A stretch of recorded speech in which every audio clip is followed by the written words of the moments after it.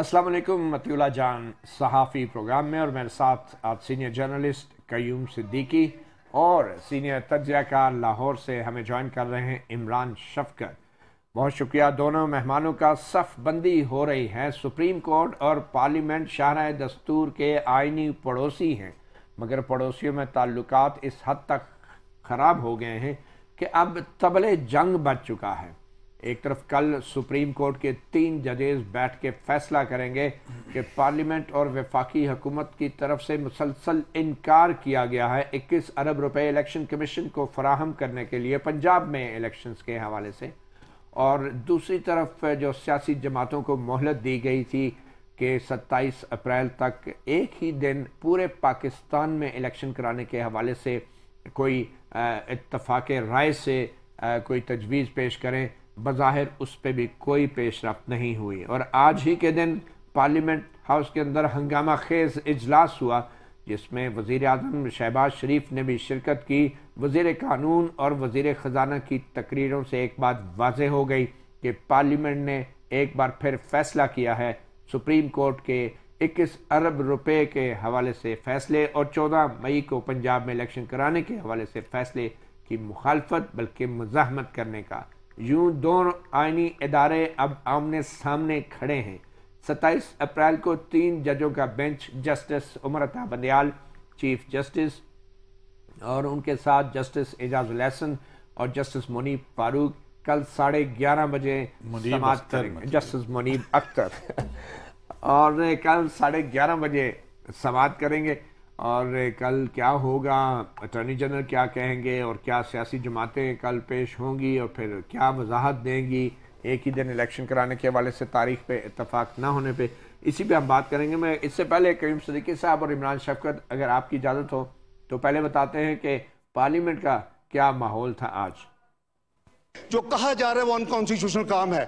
ये आप अस्यूम नहीं कर सकते कि जी आप जाएं और आप सप्लीमेंट्री ग्रांट के तौर पे दे दें, चाहे प्राइम मिनिस्टर चाहे, चाहे फेडरल कैबिनेट चाहे, चाहे फाइनेंस डिवीजन चाहे, no payment can be made.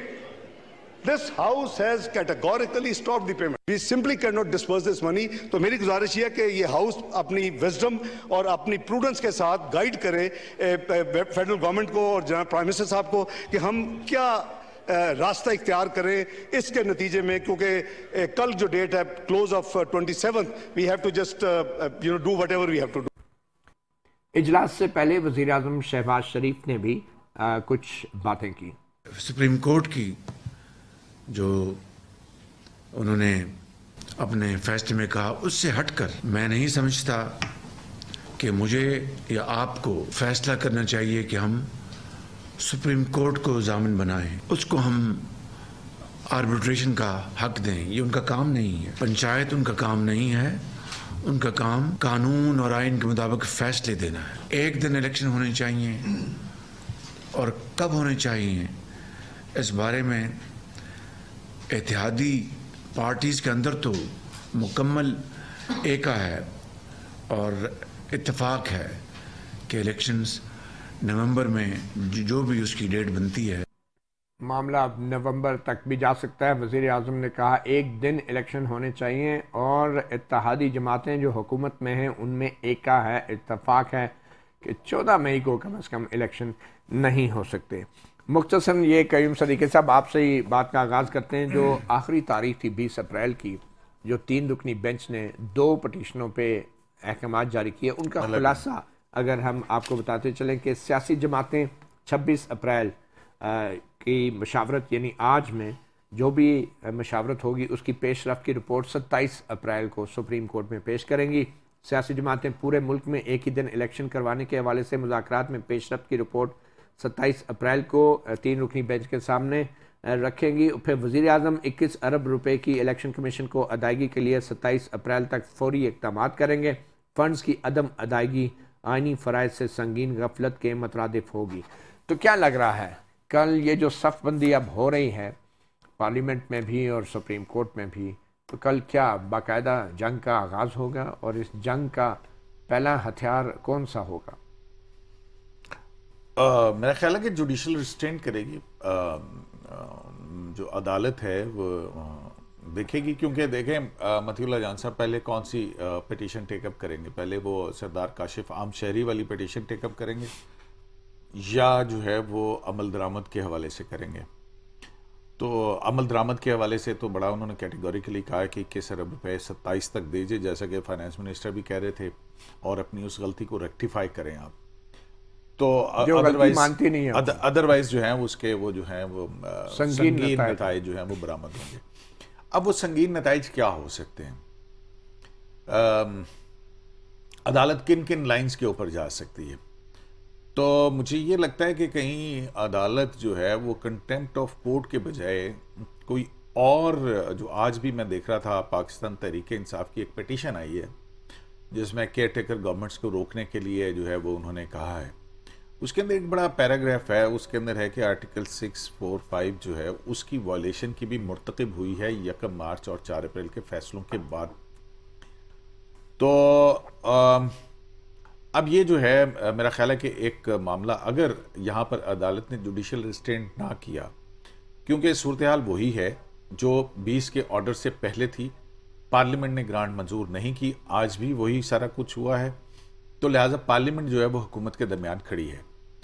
तो अब पार्लियामेंट को कंटेम्प्ट की प्रोसीडिंग्स मेरा नहीं ख्याल है कि ये कोई सेन पार्लियामेंट के खिलाफ तो नहीं हो सकती, बल्कि बिलावल भुट्टो जरदारी ने अभी कहा है कि पार्लियामेंट की तौहीन हुई है। हाँ। अभी उन्होंने तकरीर में ये बात की, तो उससे उस पर भी पता नहीं ना जाने पार्लियामेंट में क्या सोचा जा रहा है, क्योंकि इधर उधर से जो खबरें आ रही हैं वो डिपेंड करता है ना कल सुप्रीम कोर्ट क्या करती है, तो ऑब्वियसली फिर पार्लियामेंट भी जवाब तो देगी, वो खामोश तो नहीं बैठेगी। हाँ बिल्कुल। और फिर उसके बाद आपको अगर मतीउल्लाह जान साहब आपको याद हो, आई डोंट नो कि भी गवर्नमेंट की आज क्या स्ट्रैटेजी हो सकती है, सुबह क्या करती है, इलेक्शन कमीशन रिव्यू दाखिल कर देता है, हुकूमत रिव्यू दाखिल करती है।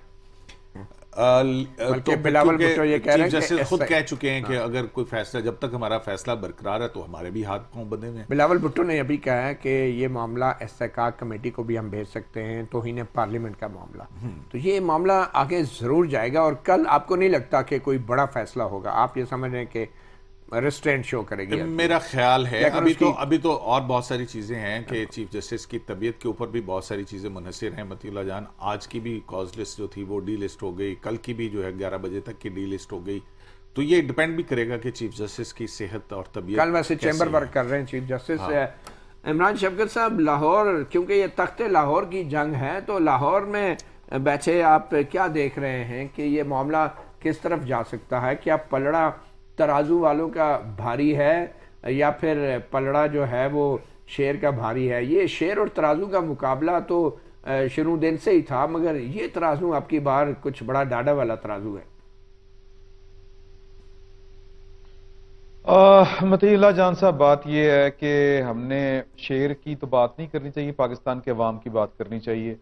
और दुनिया के किसी भी अवाम से, उसके कोई भी इदारा हो, बंदूक वाला हो, वो तोप वाला हो, वो डंडे वाला हो, वो सोटे वाला हो, वो थोड़े वाला हो, वो कोई अदारा अवाम से नहीं जीत सकता।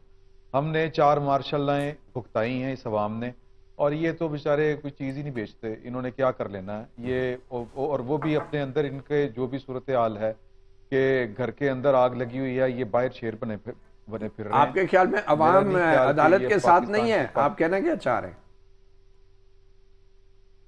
नहीं, अवाम तो किसी के साथ नहीं, अवाम तो अपने साथ ही होंगे ना। अवाम का मुंतखब अदारा कौन सा है? एक ही है, पार्लियामान है। तो वो जो लोग खड़े हैं, वो जो मेरा MNA वहां पे खड़ा है, वो कम से कम 80,000 वोट लेके वहां पे खड़ा है। तो मैं सिर्फ ये कहना चाह रहा हूं कि पाकिस्तान में आज तक इस तरह होता आया है कि कुछ बंदूकों वाले आते हैं, छा जाते हैं। अच्छा, कुछ होते हैं वो तराजू वाले, वो जनाब डंडी डुंडी मारते हैं, छा जाते हैं। लेकिन एनफ इज एनफ, कभी तो खड़ा। अब ये बाय डिफॉल्ट किन हालात में पाकिस्तान की पार्लियामान खड़ी हो रही है वो एक अलग से बहस है, लेकिन खड़ी तो हो रही है।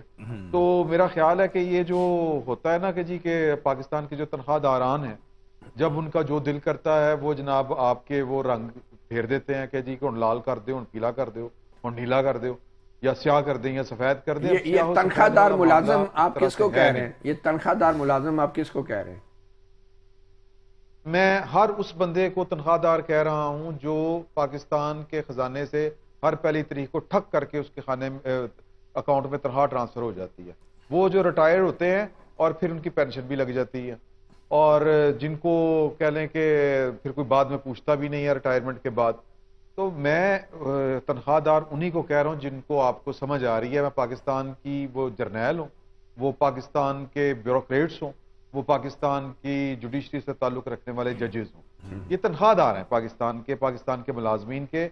और पाकिस्तान का एक मुंतखब इदारा है, पाकिस्तान के अवाम का मुंतखब इदारा है। मैं बार बार ये वाली बात करता हूँ कि हुजूर आला पूरी दुनिया पहिया ईजाद कर चुकी है, पाकिस्तान में हम पहिया ईजाद करने की कोशिश कर रहे हैं। और ये जी चुराता है, कभी किसी बाजवा साहब का जी चुराता है कोई पहिया ईजाद करने को, कभी किसी बदयाल साहब का जी चाहता है या व्हाट्सएवर। अच्छा शफकत साहब, लाहौर से ये बताएं कि जो मुज़ाकरात का अमल शुरू हुआ था, कहा गया कि पीटीआई के ने भी मुज़ाकराती टीम बना दी है, कुरान इत्तेहाद ने भी बना दी है, कोई वो पेशरफ्त है उस फ्रंट पे, कोई संजीदगी है? और ख़ास तौर पे सुप्रीम कोर्ट ने भी जब मौका दिया कि भाई आप लोग आपस में बैठ के तय करें और 27 अप्रैल को हमें बताएं, तो कोई इस पर प्रोग्रेस हुई मुज़ाकरात में? देखें, आज मैं गुजारिश करता हूं कि आज वज़ीर-ए-आज़म साहब की सरबराही में जो इत्तेहादियों का इजलास हुआ था उसमें उन्होंने 2-3 फैसले किए, जिनमें से एक फैसला ये है कि ये जो आप कह रहे हैं ना हमें कि आप मुज़ाकरात करें, वो भी कर लेंगे। आप जरा अपना जो असल काम है उस तरफ जाएं। वो जो 4 जज हैं वो कहां पे चले गए, वो फैसला किधर चला गया, हमें तो उस फैसले की तलाश है।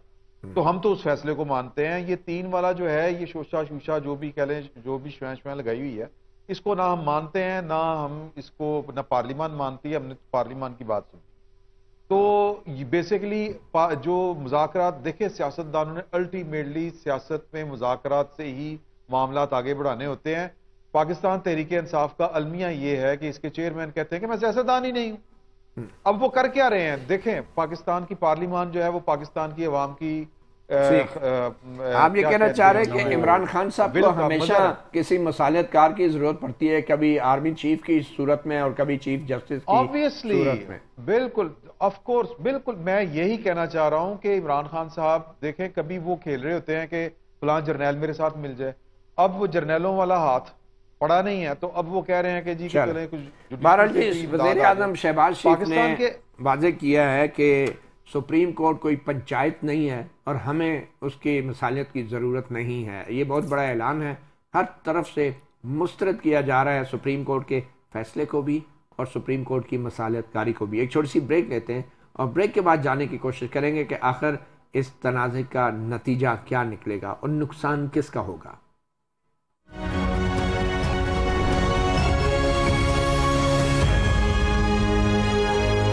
जो होगा सो होगा, कुछ ज़्यादा देर नहीं अब। मगर बिलावल भुट्टो जरदारी ने पार्लियामेंट में खिताब के दौरान कहा है कि तौहीन पार्लियामेंट का मामला इस्तेहकाक कमेटी के सामने ले जाया जाएगा। और फिर स्पीकर कौमी असम्बली राजा परवेज़ अशरफ ने ऐलान किया है कि वो ख़त लिखेंगे सुप्रीम कोर्ट के चीफ जस्टिस उमर अता बंदयाल और उनके साथी जजों को, तमाम जजों को, और पार्लियामेंट के जो अरकान हैं उनके जज्बात से उन्हें आगाह किया जाएगा। तो ये मामला अब किस तरफ जा रहा है क़य्यूम सिद्दीकी साहब? ये ख़त में क्या लिखा जाएगा और ये तौहीन पार्लियामेंट का इल्ज़ाम बुनियादी तौर पे होगा किस पर? फैसले किसने दिए हैं?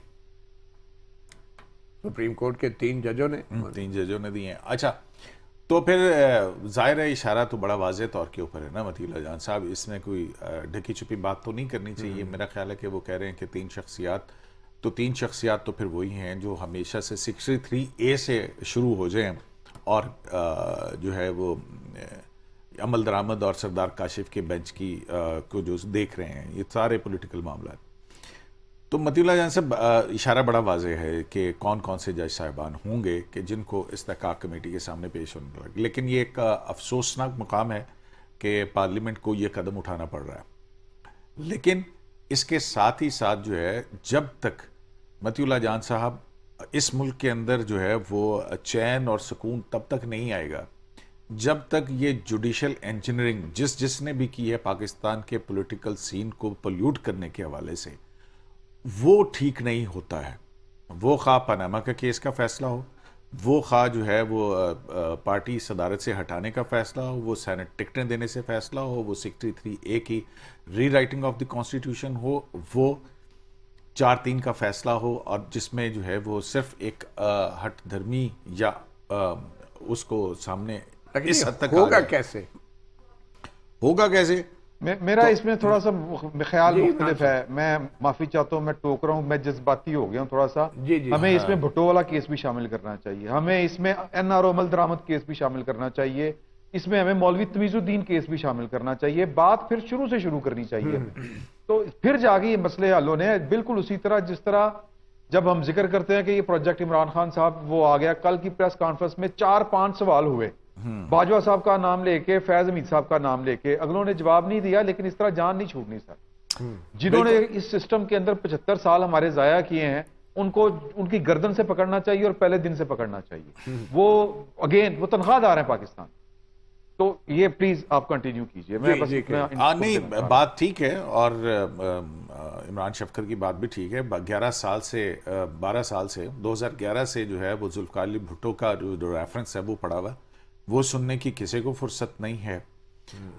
जो अदालती ईवानों में होने वाली नाइंसाफियाँ बहरहाल जो है वो आज इस नहज के ऊपर लेके आई हैं कि वो जिसको सुप्रीम कोर्ट की तरफ से ताना मिलता है कि ट्रंकेटेड पार्लियामेंट है, वो भी खड़ी होने के ऊपर मजबूर हो गई है। और अपनी सुप्रीम कोर्ट भी तो ट्रंकेटेड ही है ना। वो भी है, जिस तरीके से मामला चलाए जा रहे हैं, 2 सीटें खाली हैं, इनकम्प्लीट है। और फिर कोई मतलब एक तो उमर अता बंदयाल साहब जो है वो पता नहीं कौन सी लेगेसी जो है वो लेके जाएंगे। लेकिन इसमें मतीउल्लाह जान साहब नुकसान जो है वो आप पूछ रहे थे ना कि किसका होगा, इसमें नुकसान जो है वो अदलिया का ही होने जा रहा है। अच्छा, वो कैसे? क्या एक और मतीउल्लाह जान साहब, जब आपके अदालती फैसलों के ऊपर खड़े होके कहा जाए कि आप ये गलत फैसला कर रहे हैं और जज के ऊपर तो सिर्फ इतना सा शाइबा भी हो जाए ना किसी को कि आपका कोई हल्का सा भी बायस है, तो जज अपनी न्यूट्रलिटी साबित करने के लिए उठ जाता है। ये हल्का सा शाइबा है क्या? तो यहाँ पे तो पूरे का पूरा जो है वो क्या झाड़ू है आंख के अंदर जो सबको नजर आ रहा है। तो ऐसी सूरत के अंदर आपके पास जो मॉरल अथॉरिटी है, आप उसको कौन भी से झाड़ू की आप बात कर रहे हैं?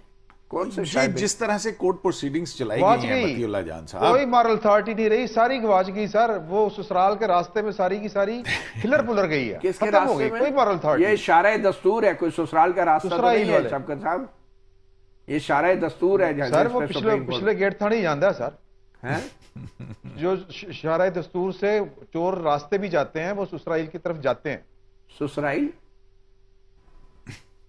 ये आप खुल के बात करें, क्योंकि आम आदमी आपके इन बातों को नहीं समझ पा रहा। हाँ, आप क्या ऑडियो टेप्स की बात कर रहे हैं? आप ऑडियो लीक्स की बात कर रहे हैं।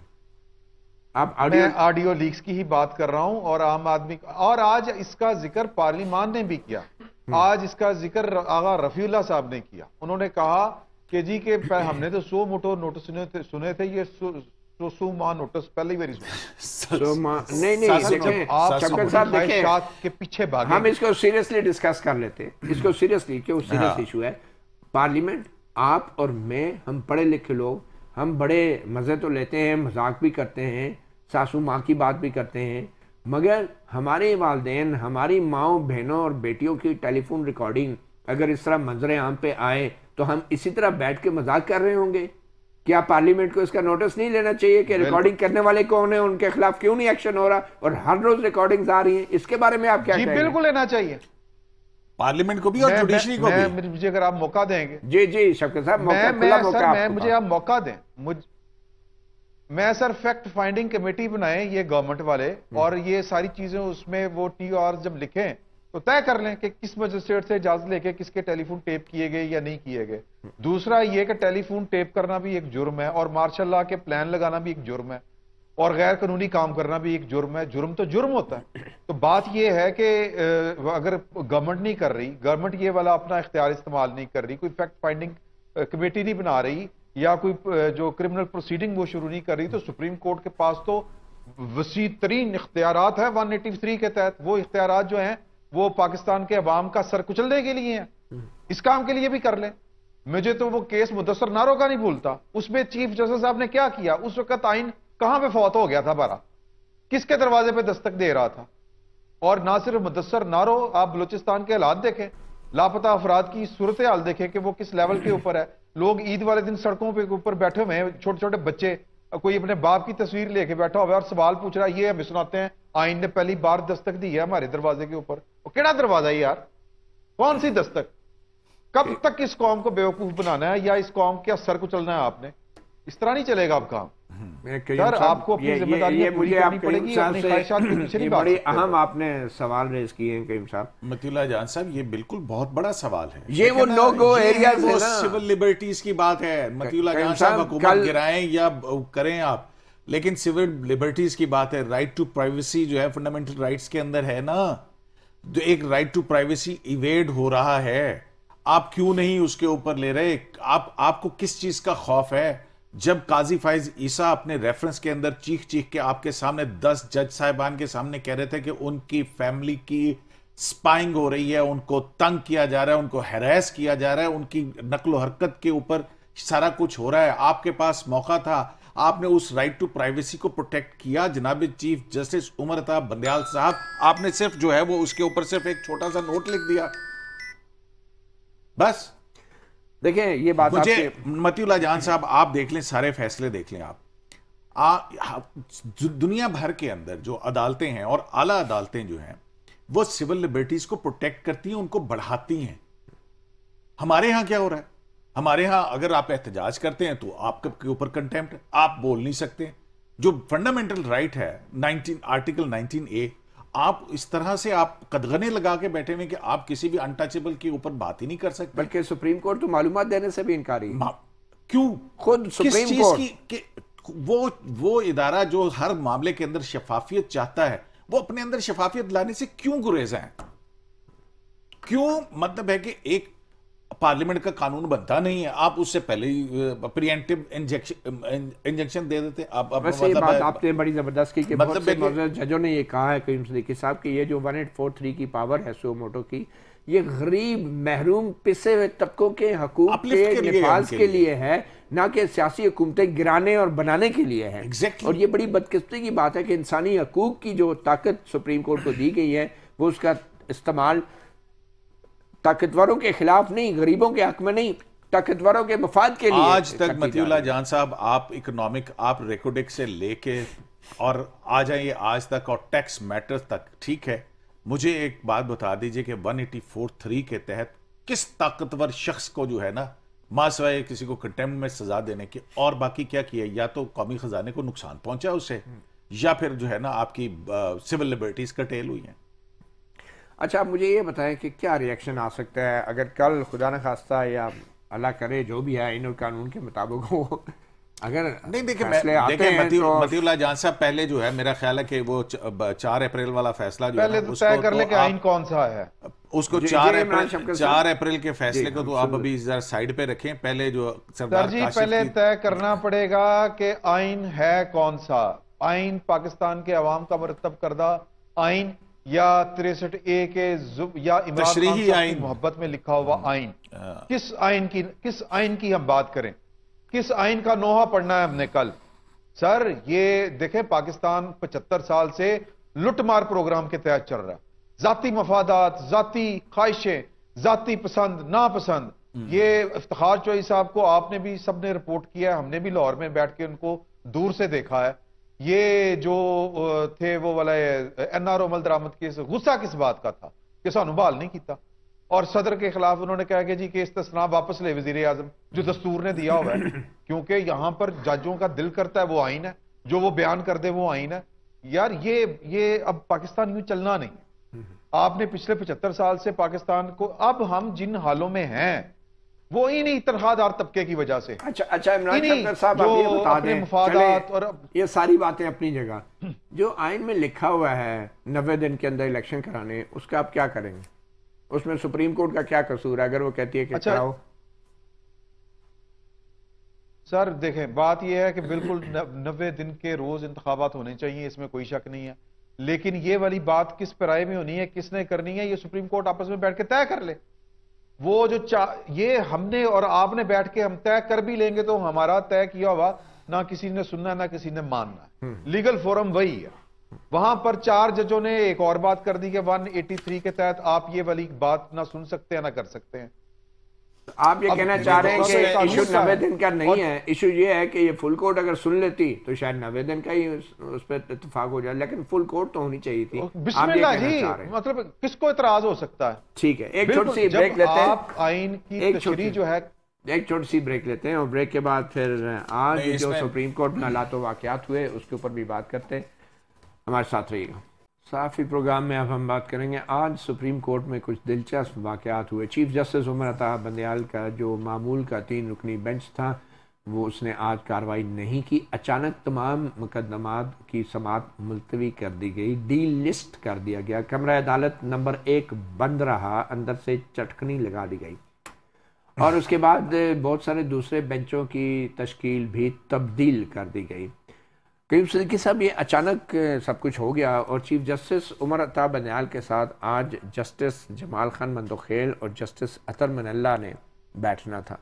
अचानक ही खबर आई, फिर बाद में सुप्रीम कोर्ट ने कहा कि चीफ जस्टिस की तबीयत नासाज है और वो दोनों जजेस भी फिर उनके साथ नहीं बैठे और जस्टिस अतर मनल्ला और जस्टिस जमाल खान मंदोखेल फिर 11:30 बजे दूसरे बेंचेस में वो बैठे हुए थे। तो उसके बाद हम ये देखते हैं कि फिर चीफ जस्टिस ने दोबारा किसी बेंच की समाअत भी नहीं की और कल सुबह चैम्बर वर्क के लिए लगा दिया है। तो क्या हुआ है ये सब मामला आपके ख्याल में, अचानक क्या हुआ? मतीउल्लाह जान साहब, इतनी ही खबरें हैं, यही पता लगा था कि चीफ जस्टिस की जो है वो तबीयत नासाज होगी, कोई स्टमक इशू था और उस वजह से भी और कुछ फ्लू वगैरह भी था। तो इस बुनियाद के ऊपर जो है वो जो हमारी बात हुई है और इधर उधर ज़राए से कंफर्म किया तो वो नासाजी तबाही जो है वो बताई गई। तो उसकी वजह से जो है वो ज़ाहिर है जो केसेस थे डी लिस्ट हुए, लेकिन कल के भी आप देखिए कि जो कॉज लिस्ट थी वो भी डी लिस्ट हो गई है। लेकिन 11:30 बजे इलेक्शन वाला मैटर जो है उसके लिए 3 मेंबर बेंच होना, वो स्पेशल बेंच जो है उसका अभी तक रोस्टर है। सुबह क्या होता है आप और मैं इस बारे में कुछ प्रेडिक्ट नहीं कर सकते हैं, लेकिन अभी तक की जो सारी सूरत हाल है उसमें तो यही है कि 11:30 बजे फाजिल चीफ जस्टिस और तीनों जज साहबान जो हैं वो इस मुकदमे की समाअत जो है वो करेंगे। लेकिन ये मुनहसर है, ज़ाहिर है अगर आज डी लिस्ट हो सकता है, कल का डी लिस्ट हो सकता है, तो ये मुनहसर है कि चीफ जस्टिस पाकिस्तान की तबीयत कितनी बेहतर है। दूसरी बात आपने जो जनाब इमरान शफकत साहब से बात की थी, उस पर भी आते हैं इमरान शफकत साहब। नहीं, वो एक मैं फिर जस्टिस काजी फायज ईसा और जस्टिस सरदार तारिक मसूद, 2 सीनियर तरीन जजेस हैं जो उस कमेटी के रुकन होने थे जो कानून के तहत जो मतल हो गया कानून उसके तहत बननी थी। वो दोनों मंजर आम से गायब, वो इस कमेटी की तकलीफ है जी, वो मंजर आम से गायब है। तो वो देखें मंजर आम से गायब है। जी, इमरान में आता हूँ आपकी तरफ भी जी। जस्टिस काजी फाइज़ तो पिछले हफ्ते आखिरी अशरे से ही चैम्बर वर्क उन्होंने लिया हुआ है। हमारे ख्याल शायद नेक्स्ट वीक के अंदर भी वो चैम्बर वर्क ही जो है वो उसमें है। लेकिन जैसे सरदार तारिक मसूद साहब का सीरियस इश्यूज हैं उनकी सेहत के हवाले से भी, तो वो शायद वो वजह होगी बुनियादी तौर के ऊपर कि वो उनकी वो अवेलेबिलिटी ना होने पे जो है वो बेंच पे जो है वो ना बना हो। तो अभी तक तो हमारे सामने यही है। अब पीछे क्या हो रहा है ये तो आपको चले कुछ दिन लगेंगे इसको डिग आउट करते हुए। आप कुछ कहते हैं इमरान शफकत साहब के कमेंट, आप कहते हैं ना 90 दिन वाली बात, मतीउल्लाह जान साहब आइन बिल्कुल कहता है 90 दिन का, बाकी जज भी 90 दिन का कह रहे हैं, लेकिन उस 90 दिन का जो स्पीड ब्रेकर था वो इन 3 फाजिल जज साहबान ने अपने फैसले में तोड़ा जब इन्होंने कहा बेरस मिनिमम डेविएशन की जा सकती है। वो लफ्ज लिख दिए कि थोड़ी बहुत चेंज है, बेरस मिनिमम डेविएशन। अगर वो तो शेड्यूल कर सकते हैं पोलिंग डेट। मतीउल्लाह जान साहब, जस्टिस मुनीब ने भी बाद में बात, मतीउल्लाह जान साहब ये लिखा हुआ है ना फैसले के अंदर, तभी है ना। और अब भी जब फिर हुआ है, अब 90 दिन के तो बार खत्म हो चुका हुआ है ना। अब तो आइन में फिर ज़िमनी इंतखाबात के सिराजुल हक साहब ने कहा था अगर 105 दिन हो सकते हैं तो 205 दिन क्यों नहीं हो सकते हैं, ठीक है ना।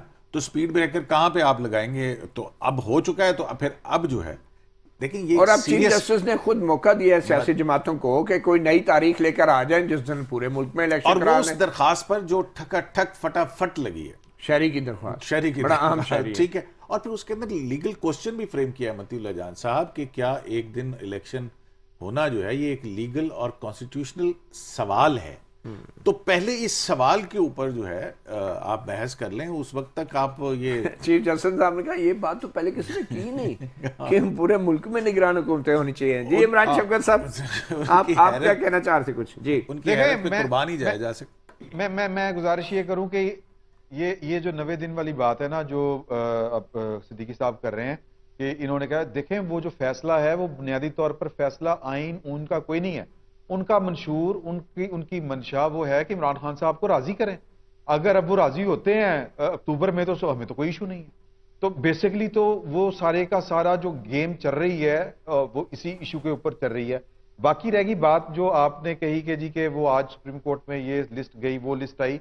देखिए तबीयत किसी की भी खराब हो सकती है, लेकिन ये क्या बात हुई कि एक मुकदमे के लिए आपकी तबीयत अच्छी है, बाकियों के लिए आपकी तबीयत खराब है। ये जब इस तरह की हरकत होगी, जब इस तरह का कोई वाकया हमारे सामने आएगा तो फिर हमारे मुंह में जुबान है, हम तो सवाल करेंगे, हमारा काम भी सवाल करना है। तो मुझे ये लगता है कि बेसिकली जो प्रॉब्लम है वो ये है कि वो जो एक्ट ऑफ पार्लियामेंट मंजूर हो चुका है उसमें बड़ी वो जिसको कहते हैं ना कानूनी पेचीदगियां आप मुझसे ज्यादा बेहतर जानते हैं। तो वो अगर जज जो है साथ वाले मंदो खेल साहब या जो है अतर मिनला साहब वो बैठ के कहते हैं चीफ साहब किधर आ गए हो, ऐसे तुम बेंच में बढ़ा ही नहीं सकते। फिर आज के बेंच की बात कर रहे हैं। अगर वो आ जाते तो ये शायद कह देते। आप आज के बेंच की बात कर रहे हैं, कह देते नहीं तो हाँ, कितने दिन मैं तबीयत ये खराब गुजारिश रहेगी? कर रहा हूँ, कल आज पहला दिन था उस कानून के नोटिफिकेशन जारी होने के बाद, आज पहला दिन था और शायद ये कुछ खदशात किसी को होंगे। ये बात शफकत साहब तो ठीक कर रहे हैं, लेकिन डीलिस्ट तो हो गया ना मतियुल्लाह जान साहब। देखिए मेरी बात सुने, अगर ये डीलिस्ट ना होता तो वो 2007 बैठ जाते। उन्होंने तो दरवाजे को कुंडी भी मारी, कोई अंदर ही ना आ जाए, कोई मौलवी तमीजुद्दीन अंदर ही ना आ जाए। और अगर कोई बेंच काम कर रहा था तो जैसे सिजाजुल हसन का कर रहा था। जी जी इमरान साहब।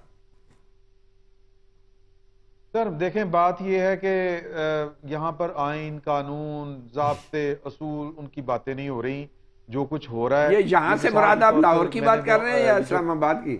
आपने कहा यहाँ पर, मैं पूरे ऐसे भी है खुशी हो रहा है, यहाँ पर भी तो एक दामाद साहब हैं जो छाए हुए हैं। तो गुजारिश ये है कि मैं जो बात करना चाह रहा हूँ वो ये है कि यार कुंडी आज लग गई है ना सर, कुंडी ये आपको असल बात बताती है कि ये कुंडी पहले कभी नहीं लगी थी, अब क्यों लग गई सर?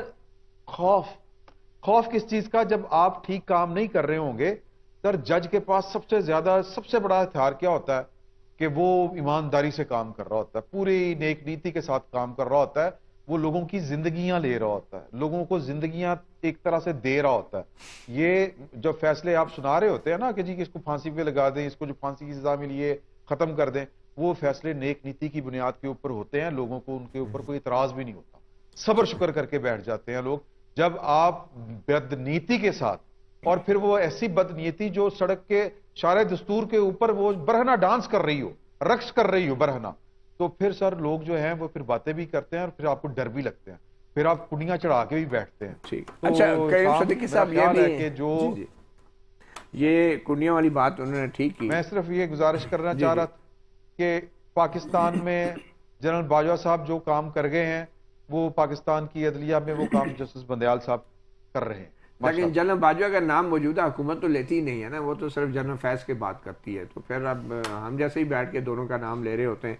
क्यों सब ये जो मामला जिस तरफ जा रहे हैं, तो आपको लगता है कोई वकला की जिस तरीके से एक तहरीक 2007 में शुरू हुई थी, तो अब की बार तो वकला बज़ाहिर तकसीम नज़र आ रहे हैं। बार कौंसिल जो है एक तरफ है और सुप्रीम कोर्ट बार का जो सदर है कम से कम वो मखसूस जो है वो सदर जो है मदद इवन आप देखें कि चारों सूबों में लाहौर हाई कोर्ट बार एक तरफ है और बाकी बार जो है बलोचिस्तान सरहद केपी और पाकिस्तान बार कौंसिल वो दूसरी तरफ आपको खड़ी हुई नजर आती है। और अभी 28 अप्रैल को कोयटा के अंदर आपको पता है कि कन्वेंशन लॉयर्स कन्वेंशन जो है वो बुलाया 28 या 29 तारीख को।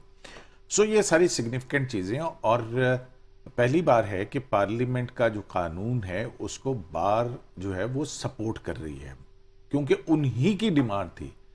वो ग्रुप भी जो कि मुखालफत कर रहे हैं, हामिद खान ग्रुप जो है, वो उनकी ही मौजूदगी के अंदर ये बाकायदा करारदादें पास हो चुकी हुई हैं और ये लॉयर्स का एक मुतफिका मुतालबा था तो इसमें ना तो किसी का इख्तियार लिया गया ना कुछ और किया गया, लेकिन अब मौजूदा सूरत हाल ऐसी बन गई है कि चीफ जस्टिस जो हैं वो इन इंतज़ामी इख्तियारात को किसी के साथ बांटने के लिए तैयार नहीं। अब ये बताएं कि इमरान शफकत साहब, अगर सुप्रीम कोर्ट अपने हुक्म पे अमल दरामद नहीं करा सकती तो इसमें तज़हीक किसकी है? ये हमारे निज़ाम की तौहीन है, 3 जजों की तज़हीक है, 3 जजों की, उन जजों की तज़हीक है जिन्होंने सुप्रीम कोर्ट को सुप्रीम कोर्ट रहने नहीं दिया। ये तज़हीक, और ये इस फैसले पे अमल दरामद आप लिखने नहीं होगा सर। वो किस वजह से नहीं होगा? वो इस वजह से नहीं होगा कि सुप्रीम कोर्ट के पास मॉरल जो है अथॉरिटी वो खत्म हो चुकी है। सुप्रीम कोर्ट, मैं नहीं कहना चाहता, ये moral authority chief justice of Pakistan की मॉरल अथॉरिटी खत्म हुई है। ये एक तरह से उनकी जो मुंसफी की क्लिनिकल डेथ हो चुकी है आज की तारीख तक। तो गुजारिश ये है कि ये इस फैसले के ऊपर ये जो कुछ मर्जी जैसा मर्जी फैसला दे लें, इस फैसले पर अमल दरामद नहीं होगा। मेरा तो ये ख्याल है कि इसके खिलाफ ना कोई अपील जानी चाहिए, ना इसके आगे पेश होना चाहिए, बल्कि खड़े होकर कहना चाहिए वो 4 जज लेके आओ कितने। ये वो 4 जज शफकत साहब, ये पाकिस्तान की सुप्रीम कोर्ट है, कोई इंडिया की या श्रीनगर की हाई कोर्ट नहीं है या सुप्रीम कोर्ट नहीं है कि जिसके सामने हम पाकिस्तानी नहीं पेश होते, ना उन्हें मानते हैं। कीम सिद्दीकी साहब, ये कौन सा एटीट्यूड होगा? क्या हम नहीं, बिल्कुल नहीं, मैं मानते? नहीं, ये हमारी सुप्रीम कोर्ट है ना, बिल्कुल है। हम अपील भी दायर ना करें, रिव्यू भी दायर ना करें। मेरी बात सुन, जाना चाहिए, कि उनके सामने जाके उनके इतराजात रखने चाहिए कि नहीं रखने चाहिए। एक लीगल प्रोसेस तो है ना। मेरी बात सुन ले, मेरी बात सुन ले। अब सुप्रीम कोर्ट के बाकी जजों को कहे कि इस 3 रुकनी बेंच को सुप्रीम कोर्ट मान लें, हम भी मान लेंगे। नहीं, वो तो मानते हैं, वो तो किसी ने ये तो नहीं कहा कि वो सुप्रीम कोर्ट नहीं है, वो तो सिर्फ एतराज कर रहे हैं, लीगल पॉइंट्स उठा रहे हैं। वो ये तो नहीं कह रहे कि ये सुप्रीम कोर्ट नहीं है।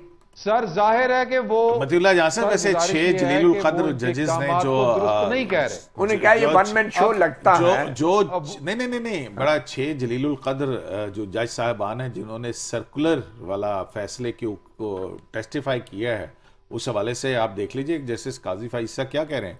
उन्होंने जो लिखा, वो जो नोट वेबसाइट से उतरवा दिया गया था, उसके ऊपर तो उन्होंने सुप्रीम कोर्ट नहीं लिखा था। वो तो कहते हैं कि ये आमरीयत की धुन में लिपटे हुए अदालती कमरों से निकलने वाले फैसले जो हैं वो आइन को बरतरफ नहीं कर सकते। उन्होंने जनरल बात की ना, ये तो नहीं कहा कि आप सुप्रीम कोर्ट ही नहीं मानते। अगर जजेस सुप्रीम कोर्ट को नहीं मानते तो उन्हें इस्तीफा देके घर जाना चाहिए।